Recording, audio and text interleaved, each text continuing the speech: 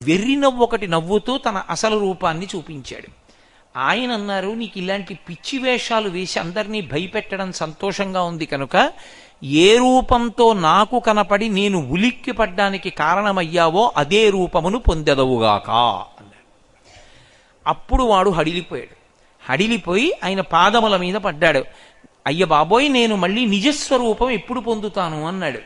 ఏనాడు రామచంద్రమూర్తి నీ 2 చేతులు నరికేస్తారో ఆనాడు నీ నిజ రూపం నీకొస్తుంది అన్నారు. శ్రీరామాయణంలో ఈ విషయం జరగడానికి పూర్వమే ఈ ధనువు అనబడేటటువంటి వ్యక్తి దేవేంద్రుడి మీదకి యుద్ధానికి వెళ్ళాడు. ఖండకావరం బ్రహ్మగారిచ్చిన వరం ఉందని ఇంద్రుడు నన్నేం చేస్తాడు, దీర్ఘాయుష్మంతుడని ఇంద్రుడి మీదకి యుద్ధానికి వెళ్ళాడు. ఇంద్రుడు చంపేయగలడు వజ్రాయుధం పెట్టి. చంపేస్తే బ్రహ్మగారిచ్చిన వరం పోతుంది. దీర్ఘాయుష్మంతుడై ఉండాలన్నాడు కదా బ్రహ్మగారు, అందుకని చంపకూడదు కాబట్టి ఇంద్రుడు పట్టుకుని అతన్ని తల వక్షస్థలంలోకి నొక్కేశాడు. గుండెల్లోకి వెళ్ళిపోయింది, తల కిందకి నొక్కేశాడు. కాళ్ళు పొట్టలోకి నొక్కేశాడు. నొక్కేస్తే ఓ బంతిలే అయిపోయాడు. అలా పడేశాడు. నువ్వు దీర్ఘాయుర్దాయంతో ఇలా బతుకన్నాడు. అంటే రాక్షసుడు అన్నాడు, నేరకపోయి వరం బ్రహ్మగారిని అడిగాను, నేరకపోయి మీ మీదకి యుద్ధానికి వచ్చాను. ఇంతకుముందు మహర్షి జోలికి వెళ్ళాను, ఆయన శపించారు.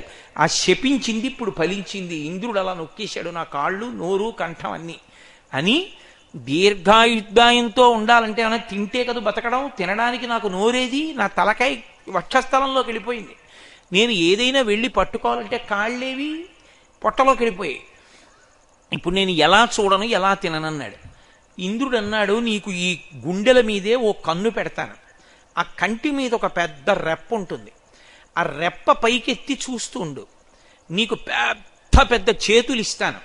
ఆ చేతులతో తడువుకో. నీ కాళ్ళు లేవు కదూ, ఆ చేతులతో తడువుకుని పట్టుకుని తిను.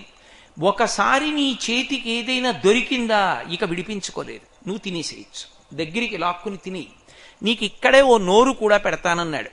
స్థూలశిరుడికి ఎలా కనపడ్డాడో అటువంటి రూపాన్నే పొందాడు. పొంది పడుకున్నాడు. అక్కడ పొదలో ఉన్నాడు. రామలక్ష్మణులు ఇద్దరూ బయలుదేరారు. సీతాపహరణం జరిగిపోయింది. రావణుడు సీతమ్మని ఎత్తుకుపోయేటప్పటికి సీతమ్మని వెతుక్కుంటూ వెడుతున్నారు. అసలు రామాయణం చదివితే రాముడు చెప్పేటటువంటి మాటలు వింటే అద్భుతంగా ఉంటాయి.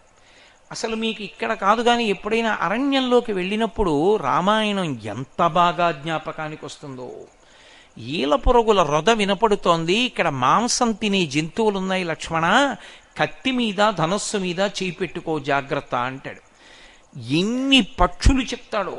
లక్ష్మణస్వామితో కలిసి వెడుతూ లక్ష్మణుడితో అన్నాడు, లక్ష్మణ పరాకుగా ఉండు, వంజులకమనబడేటటువంటి పక్షి కూస్తోంది.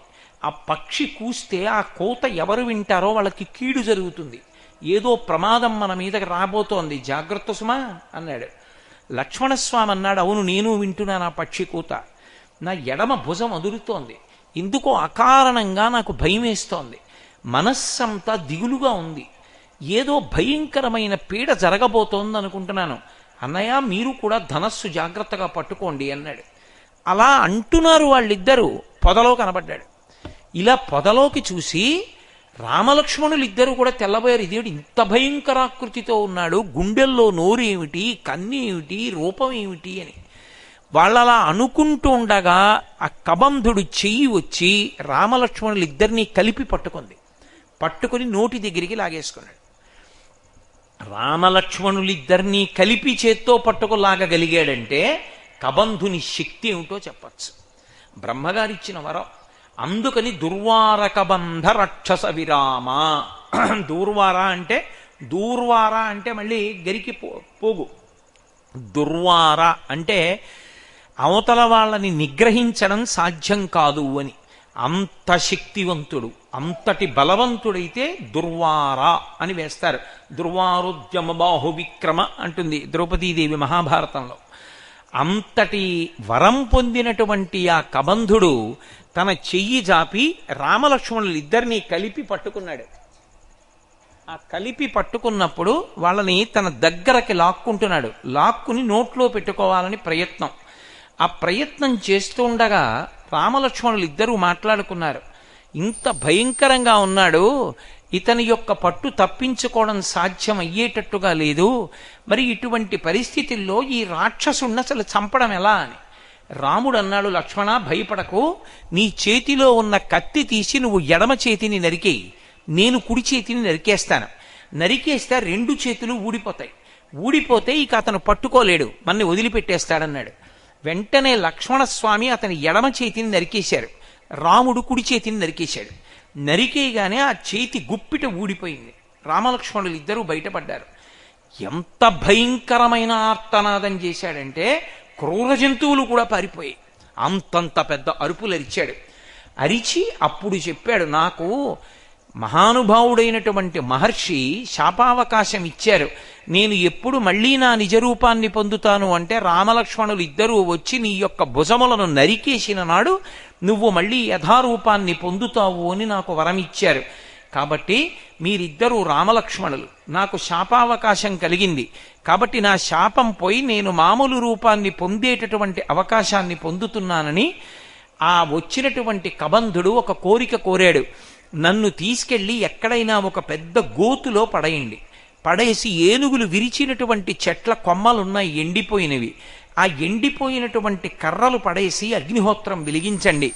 నేను ఈ శరీరంలో ఉన్నంత కాలం మీకు నేను ఎలా సీతమ్మని మీరు పొందవచ్చు, సీతమ్మని పొందడానికి మీరు ఏ మార్గంలో వెళ్ళాలి అన్నది చెప్పలేను.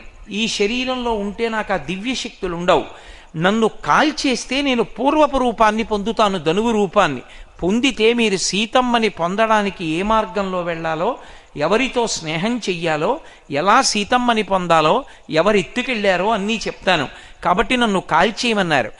అంత పెద్ద శరీరాన్ని గోతులో పడేయడానికి ఎవరు తవ్వుతారు గొయ్యి? ఆ శరీరం పడిపోవడానికి సరిపోయిన గొయ్య ఏమిటి అంటే 2 పర్వతాల మధ్యలో ఉన్న లోయ. ఆ లోయలోకి పడేశారు రామలక్ష్మణులు.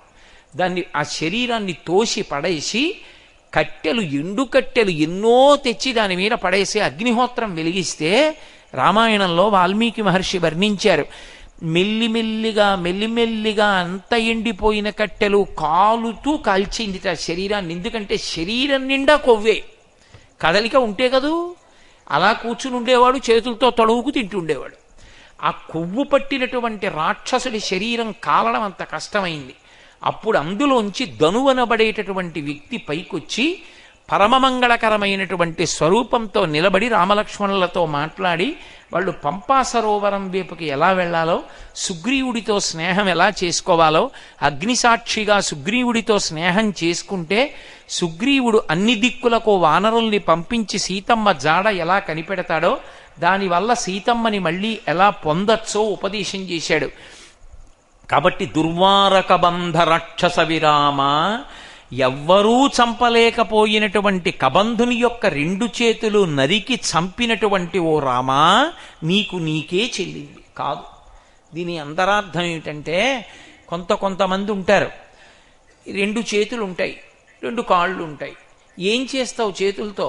సంపాదించడం. సంపాదించి ఏం చేస్తావు? తినడం. తిని ఏం చేస్తావు? పడుకోవడం. పడుకుని లేచి ఏం చేస్తావు? సంపాదించడం.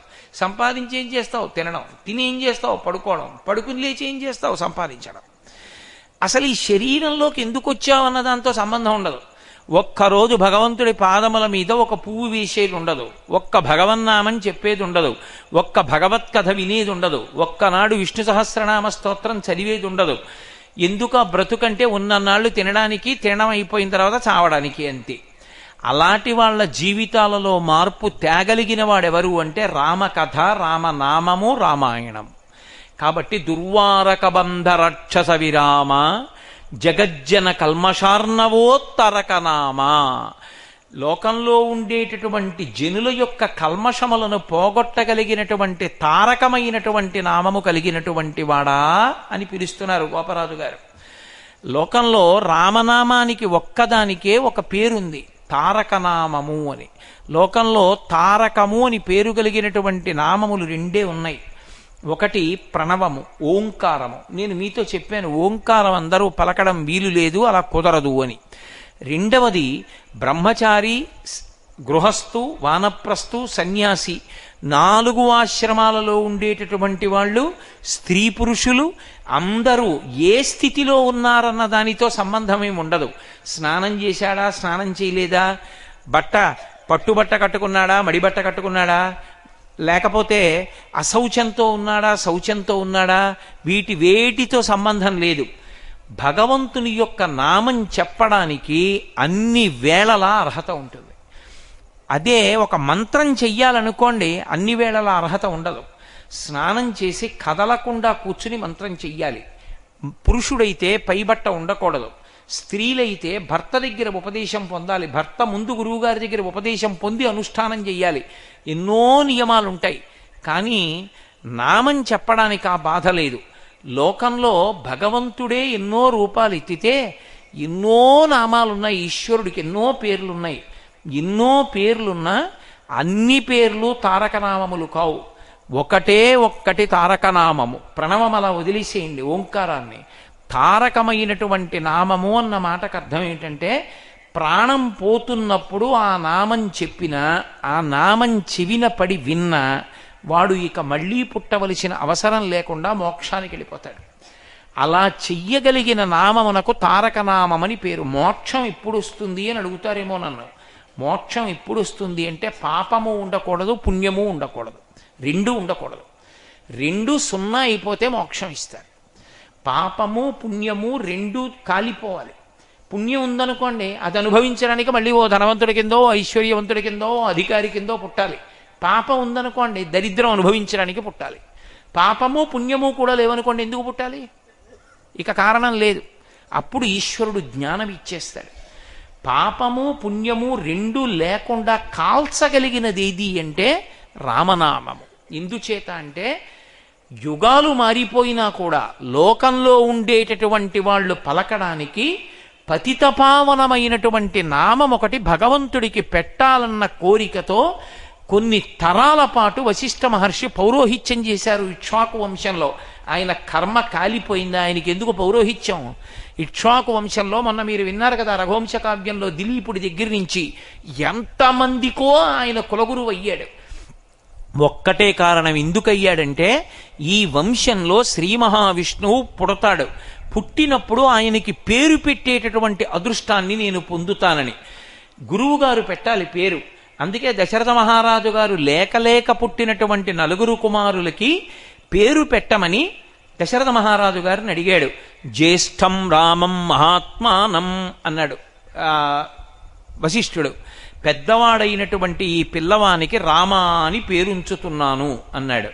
రామ ఇది ఎక్కడి నుంచి వచ్చింది అంటే, రా అనేటటువంటిది అష్టాక్షరీ మహామంత్రంలో ఉండేటటువంటి బీజాక్షరం. అది జీవము అంటారు.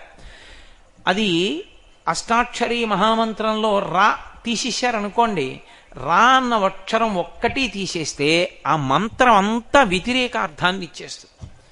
ఏదో రా తీస్తే నారాయణాయ ఉండదు, న ఆయనాయ అవుతుంది. అంటే మంత్రాలని బహిరంగ వేదికల మీద చెప్పరు, అందుకు చెప్పట్లేదు నేను. నారాయణాయ అని వస్తుంది ఆ మంత్రంలో చివర.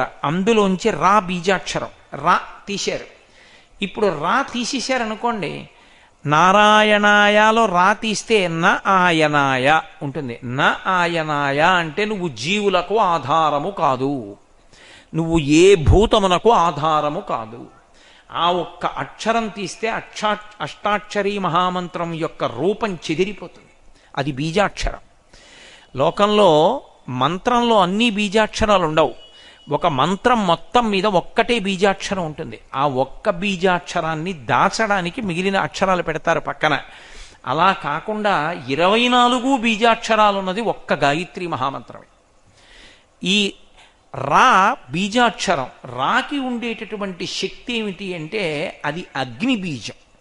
ఒక్కొక్క అక్షరానికి ఒక్కొక్క శక్తి ఉంటుంది. అది పలికినప్పుడు ఏం చేస్తుందంటే, అగ్ని బీజమైన కారణం చేత దానికి కాల్చేటటువంటి లక్షణం ఉంటుంది. అది దేన్ని కాలుస్తుంది అంటే పాపాన్ని కాల్చేస్తుంది. అందుకే కాల్చడానికి వీలుగా అక్షరం పలికినప్పుడు నోరు తెరుచుకుంటుంది. రా అన్నారనుకోండి, నోరు తెరుచుకోవాలి. నోరు తెరుచుకున్నప్పుడు పాపానికి ఒక లక్షణం ఉంటుంది. మనం చేసిన పాపాలన్నీ కూడా ఎక్కడ ఉంటాయి అంటే రోమకూపములను పట్టుకుని ఉంటాయి. ప్రత్యేకించి తల మీద ఉండేటటువంటి రోమకూపాలని పట్టుకుంటాయి. తల వెంట్రుక యొక్క మొదటి భాగాన్ని ఆశ్రయించి ఉంటుంది పాపం. అందుకే పాపాన్ని తీసేయాలి అంటే భగవంతుడు ఉన్న చోటుకి వెళ్ళి తలనీలాలు ఇచ్చేస్తారు. అందుకే కళ్యాణ కట్ట అది క్షవరం చేయించుకునే ప్రదేశం కాదు. రాత్రి పగలు శుక్రవారం మంగళవారం ఉండదు దానికి. పాపాలు తీసుకోవడానికి దానికి ముహూర్తాలు ఏమిటి? కాబట్టి తలనీలాలు ఇచ్చేస్తారు. తలనీలాలు ఇచ్చేసాడంటే పాపాలు పోగొట్టేసుకున్నాడు అని. వాటికో లక్షణం ఉంటుంది. అవి ఏం చేస్తాయంటే కొన్ని క్షేత్రాలు ఉంటాయి. మీరు ఎప్పుడైనా వెళ్ళారో లేదో నాకు తెలియదు. ఆ దక్షిణ దేశంలో మధ్యార్జునము అని ఒక క్షేత్రం. ఆ క్షేత్రంలోకి వెళ్ళేటప్పుడు ఓ తలుపులోంచి వెళ్ళాలి. బయటికి వచ్చేటప్పుడు మీరు ఏ తలుపులోంచి వచ్చారో ఆ తలుపులోంచి రాకూడదు. వేరే తలుపులోంచి బయటికి వెళ్ళిపోతారు. ఎందుకని అంటే లోపలికి వెళ్ళే ద్వారానికి పక్కన పెద్ద పెద్ద చెట్లు ఉంటాయి. పాపములు ఎప్పుడూ కూడా మనం వెంట్రుకల మొదళ్ల మించి లేచి చెట్లని పట్టు కూర్చుంటాయి. మళ్ళీ వచ్చినప్పుడు పట్టుకుంటారని. ఎందుకంటే లోపలికి భగవత్ సన్నిధానంలోకి వెళ్ళినప్పుడు మనతో రావు, మళ్ళీ బయటికి ఎడుతున్నప్పుడు పట్టుకుంటాయి. అందుకే ఏ ద్వారంలోంచి లోపలికి వెళ్ళాడో ఆ ద్వారంలోంచి బయటికి రారు. మధ్యార్జునంలో వేరు ద్వారంలోంచి బయటికి వెళ్ళిపోతారు. ఈ పాపములను కాల్చేస్తే ఇక అవి మన్ని పట్టుకునే అవకాశం ఉండదు. పాపములను కాల్చగలిగినటువంటి శక్తి కలిగినటువంటి బీజాక్షరం ఒక్కటే ఉంది, అదే రా. ఆ రా ఎక్కడ పెట్టారంటే అష్టాక్షరీ మహామంత్రంలోకి తీసుకొచ్చి పెట్టారు. అష్టాక్షరీ మహామంత్రంలోంచి రా తీసుకున్నాడు వశిష్ఠ మహర్షి. అలాగే పంచాక్షరీ మహామంత్రం ఉంది. పంచాక్షరీ మహామంత్రంలోంచి ప్రధానమైనటువంటి అక్షరం మ. ఏదో శివాయ అని వస్తుంది చివర 3 అక్షరాలు. అందులో నమః అన్న చోటు నుంచి మ తీసేశారనుకోండి, నశివాయ అయిపోతుంది ఆ మంత్రం. మ తీసేస్తే నశివాయ అంటే నువ్వు మంగళప్రదుడివి కావు, నువ్వు కళ్యాణములు చెయ్యవు, నువ్వు శుభములు ఇవ్వవని. అప్పుడు ఆ మంత్రానికి అర్థం అంతా మారిపోయింది. మా బీజాక్షరం పంచాక్షరిలో. పంచాక్షరిలో ఉన్నటువంటి మాకి ఉన్న శక్తి ఏమిటంటే అది అమృత బీజాక్షరం. దానికి ఉండే శక్తి ఏమిటంటే అది బయటికి వెళ్ళిన పాపాలని లోపలికి రానివ్వదు, అమృతధారలు పడేటట్టు చేస్తుంది. అందుకే మా అన్నప్పుడు నోరు మూసుకుంటుంది, రా అంటే తెరుచుకుంటుంది. ఇది పాపములు కాలడానికి లోపల అమృతం పడడానికి కావలసిన 2 బీజాక్షరాల్ని 2 మంత్రాల్లోంచి తీసుకున్నాడు వశిష్ఠ మహర్షి. ఒకటి పంచాక్షరి, ఒకటి అష్టాక్షరి. శివకేశవుల శక్తి సమాహారంగా తత్వమసి మహావాక్యంగా మార్చాడు. రకార అకార మకారములు రామ. ఇందులో రా తత్, ఆ త్వం, మా అసి. తత్ త్వం అసి తత్వమసి, అది నీవై ఉన్నది. జీవబ్రహ్మైక్య సిద్ధి అద్వైత మహావాక్యం. ఈ మహావాక్యాన్ని రామ కింద మార్చారు.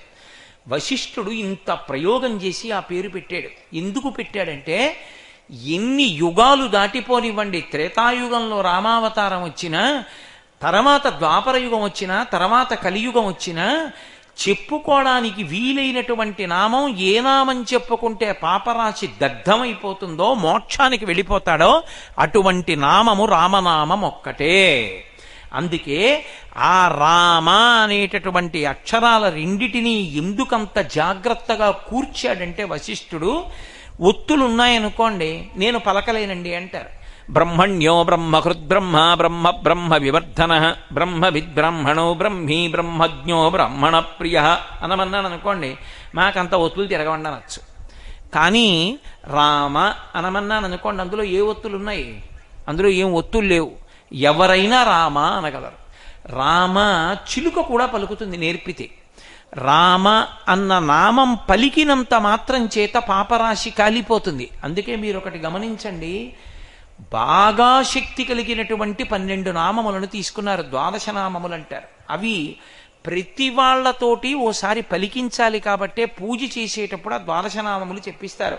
ఓం కేశవాయ స్వాహ, ఓం నారాయణాయ స్వాహ, ఓం మాధవాయ స్వాహ, గోవింద విష్ణు మధుసూదన త్రివిక్రమ వామన శ్రీధర ఋషికేశ పద్మనాభ దామోదర సంకర్షణ నిరుద్ధ ప్రద్యుమ్న నిరుద్ధ అదోక్షజ నారసింహ అచ్యుత జనార్దన ఉపేంద్ర హరే శ్రీకృష్ణాయ నమః అని.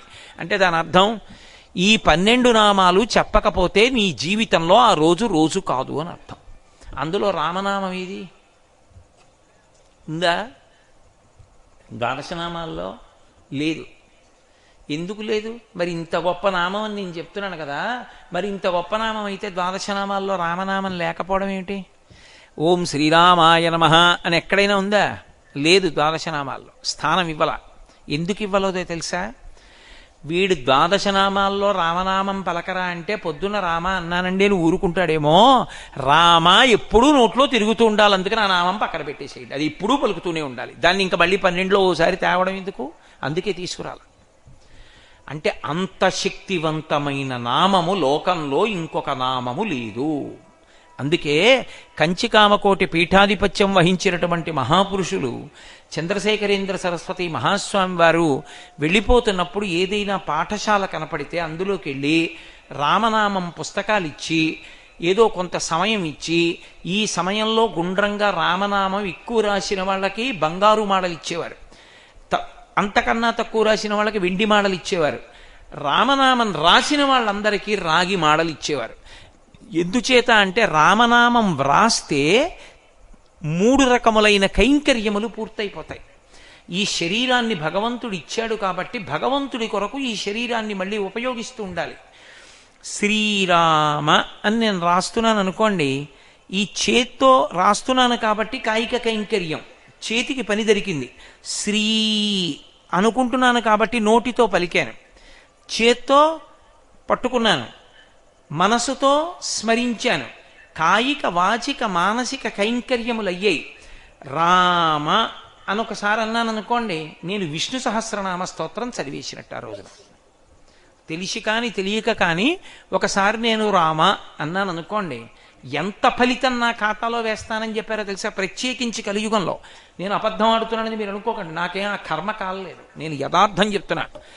కాశీ వెళ్ళి 1,000,000 గోవుల్ని ఆ రోజు దానం చేసి ఇంటికి తిరిగి వస్తే ఎంత ఫలితం వేస్తారో ఒకరోజు శ్రీరామ అంటే అంత ఫలితం వేస్తారు. అందుకే రామాయణంలోనే, రామాయణ వ్యాఖ్యానాల్లోనే ఒక మాట ఉంది, కొన్ని శతకోటి జన్మలు అంటే 100 కోట్ల జన్మల యందు పుణ్యం చేసిన వాడైతే తప్ప రామాయణం గురించి మాట్లాడ్డు అని. 100 కోట్ల జన్మల పుణ్యం ఉంటే రామాయణం చెప్తాడని.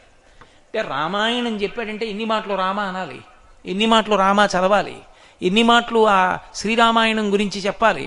అంటే ఇన్ని మాటలు రామ అనడానికి అనుగ్రహింపబడ్డాడు అంటే వాడు 100 కోట్ల జన్మల పుణ్యమును సంపాదించుకొని ఉన్నవాడని గుర్తు అని చెప్పింది. కాశీ వెళ్ళి 1,000,000 గోవుల దానం చేసి వెనక్కొస్తే ఎంత ఫలితమో అంత ఫలితం ఒకసారి రామ అంటే వేస్తారు. ఒకసారి రామ అంటే ఆ రోజు యజ్ఞం చేశాడు అని ఫలితం వేస్తారు. కలియుగంలో రామనామాన్ని మించిన నామం కాని, కలియుగంలో మనుష్యుడు ఉద్ధరింపబడడానికి రామనామం కన్నా గొప్ప నామం కాని ఇక లేదు, రాదు కూడా. ఎందుచేత అంటే త్రేతాయుగంలో వశిష్ఠుల వారు పెట్టినటువంటి పేరు ఆ పేరు. అందుకే ఆ ఒక్క నామానికే తారకనామము అని పేరు. ఎంత గొప్ప నామం అంటే రామనామం. మీరు కేవలం రాముణ్ణి పిలుద్దామని రామ అనక్కర్లేదు, క్రియాపదంగా రామనామాన్ని వాడుకుంటూ ఏదో పని మీద రామ అన్నారనుకోండి, అది మోక్షానికి కారణమైపోతుంది. పెద్దలు ఒక మాట చెప్తుంటారు, ఒక 4 దొంగలు అరణ్యంలోకి వెళ్ళారు. 4 నిలబడ్డారు, మనం ఏం చెయ్యాలని మాట్లాడుకున్నారు. వనీచ రామ వసుచ అహ రామ నభయం స్మరామ నదంత రామ అన్నారు. 4 మాటలు చెప్పారు. వనీచ రామ అన్నాడు ఒకడు, మనం అరణ్యం అంతా తిరుగుదాం. వసుచ అహరామ, హరామ అంటే ఎవడి దగ్గర ఏమైనా కనపడితే మనం ఎత్తుకుపోదాం. నదంత రామ, మనం నది దాటి వెళ్ళిపోదాం. నా భయం స్మరామ, మనం భయం అన్న మాట ఎత్తద్దు. వాళ్ళు రామనామం చెప్పలేదు, వాళ్ళు మాట్లాడుకోవడంలో రామ క్రియాపదంలోకి వెళ్ళిపోయి వాళ్ళు చెప్తున్నప్పుడు వనీ చరామ, చరామ అంటే తిరగడం, చరతి అంటే చరామహ మనం తిరుగుదామన్నారు. కానీ చరామహ అన్నప్పుడు ఒక చోట రామ అని వచ్చింది. వాళ్ళు నలుగురు ఈ మాట చెప్పారు. చెప్పేటప్పుడు క్రియాపదాలు వాడినా రామ రామ రామ రామ అన్నారు నలుగురు. ఇక మనం ఏం మాట్లాడద్దు. నభయం స్మరామహ, భయపడద్దు, రండి దోచుకుందామని దోచుకుని నది దాటి వెళ్ళిపోతున్నారు. రాజభటులు వచ్చారు, పారిపోతున్న దొంగల మీద బాణం వేశారు. నలుగురు వీపుల్లోనూ బాణాలు గుచ్చుకున్నాయి. నలుగురు పడి చచ్చిపోయారు. చచ్చిపోయే ముందు నలుగురు ఈ మాటలు చెప్పినప్పుడు అందులో రామ అని ఉంది కాబట్టి వాళ్ళ పాపం పోయి మోక్షానికి వెళ్ళిపోయారు. అంతలా పోతుందా అండి అంటారేమో. తెలియక ముట్టుకున్నానండి అంటే అగ్నిహోత్రం కాల్చడం మానుతుందా? అయ్యో పసిపిల్లాడండి, వాడికి తెలియదు, ముట్టుకుంటే కాల్చడమే అంటే అది దాని ధర్మం కాల్చేస్తుంది. రామనామం తెలిసి పట్టుకోండి, తెలియక పట్టుకోండి, మీ పాపాలు కాల్చేస్తుంది. మీ ఏమి నాది కూడా. అంత గొప్పది రామనామం. ఆ రామనామానికి పెట్టిన శక్తిని మళ్ళీ వశిష్ఠుడు ఎంత గొప్పగా తీసుకొచ్చాడంటే, ఒకరోజు విష్ణు సహస్రం మీరు చదివారు అని ఖాతాలో వేస్తారు. ఎలా వేస్తారంటే, సంస్కృత భాషకు ఒక్కదానికే ఓ శక్తి ఉంది. అక్షరాల్ని తీసుకెళ్లి అంకెల్లోకి మారుస్తారు. మార్చినప్పుడు ఒక్కొక్క అక్షరానికి ఒక్కొక్క అంకె చేత సంకేతింపబడతాయి. రా 2, మా 5. కాబట్టి రామ రామ రామ అన్నాడు అనుకోండి 3 మాటలు, రామ రామ రామ అన్నాడు అనుకోండి 3 మాటలు. అలా అన్నందుకు గాను రామ రామ రామ 2 5 2 5 2 5 2 × 5 × 2 × 5 × 2 × 5 2 5 10 10 2 20 25 100 100 2 200 205 1000 సహస్రనామ తత్తుల్యం రామనామ వరాననే. 3 మాటలు రామ రామ రామ అంటే విష్ణు సహస్రం చెప్పేసినట్టే. ఇక ఎప్పుడు నాలుక మీద రామ రామ రామ రామ రామ రామ రామ రామ అనుకోవడం అలవాటు అయిపోయింది అనుకోండి, వాడు మోక్షాన్ని పొందుతాడంటే ఆశ్చర్యం ఏముంది? వాడికి పాపాలు ఉండవు. అయితే అంత తేలిక అనుకుంటున్నారేమో రామనామం చెప్పడం, అంత తేలికేం కాదు. పనికి మాలిన మాటలు ఎన్నో వస్తాయి. రామనామం అంత తొందరగా వచ్చేది కాదు, అంత తొందరగా అలవడేది కాదు. ప్రయత్నపూర్వక సాధన చెయ్యాలి. అందుకే పెద్దలు ఒక మాట చెప్తారు, రామకోటి వ్రాయడం అలవాటు చేసుకో. ఎప్పుడు ఏది వ్రాసినా శ్రీరామ వ్రాయకుండా వ్రాయవద్దు అని చెప్తారు. ఎందుకనంటే కనీసం ఏదో ఒకటి రాస్తాను, తెల్లవారులేస్తే చాకలి పద్దైనా రాస్తాం. శ్రీరామ అని రాస్తే ఆ రోజున రామనామం చెప్పావు, రామనామం కాయిక కైంకర్యం చేశావు, మానసిక కైంకర్యం చేశావు, తరించిపోతావు. భగవన్నామమునకు అంత శక్తి ఉంటుంది. అంత శక్తి కలిగినటువంటి నామము రామనామము. భగవన్నామము ఎంత శక్తివంతమైనది అని దాని గురించి చెప్తూ పోతన గారు భాగవతంలో ఒక మాట చెప్తారు. బ్రహ్మహత్యానేక పాపాటవులకగ్ని కీలలు హరినామ కీర్తనములు. గురుతల్ప కల్మష క్రూరసర్పములకు గేకులు హరినామ కీర్తనములు. మధుపాన కిల్బిష మదనాగ సమితికి కేసరుల్ హరినామ కీర్తనములు. మహిత యోగోగ్ర భూరి సమాధి విధుల అలరు బ్రహ్మాది సురలకు అందరాని భూరి నిర్వాణ సామ్రాజ్య భోగ భాగ్య ఖేళనంబులు హరినామ కీర్తనములు అంటారు. ఆ నామము రామనామం ఎంత గొప్పది అంటే, బ్రహ్మహత్య చేసిన వాడు కూడా దాని నుంచి విడుదలవుతాడు ఆ రామనామం చెప్పుకోవడం వల్ల. చెయ్యకూడనటువంటి మహాపాతకాలు చేసినటువంటి వాళ్ళు కూడా, నోటితో ఉచ్చరించడానికి వీలు లేని పాపాలు చేసిన వాళ్ళు కూడా రామనామ జపం చేత పునీతులవుతారు. అంత గొప్ప నామం. రామనామం చెప్పేటప్పుడు కేవలంగా రాముడి పేరుగా రాముణ్ణి భావించి చెప్పాలని మీరు అనుకుంటున్నారేమో. అలా కూడా చెప్పాలనే నియమం లేదు.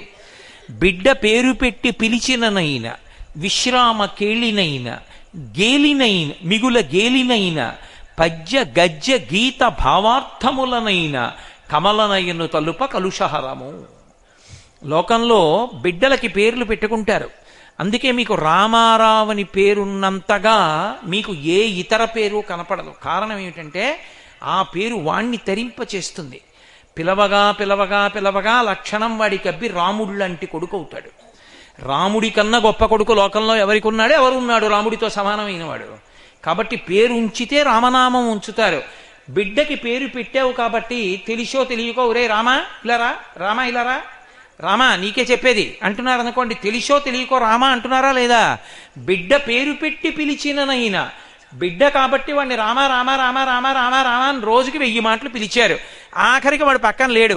లేకపోయినా ఇవాళ రామారావు ఫోన్ చేశాడు, ఏమిటి రాముడు ఏమైపోయాడు మాట్లాడనే అంటారు. అందుకే నాకు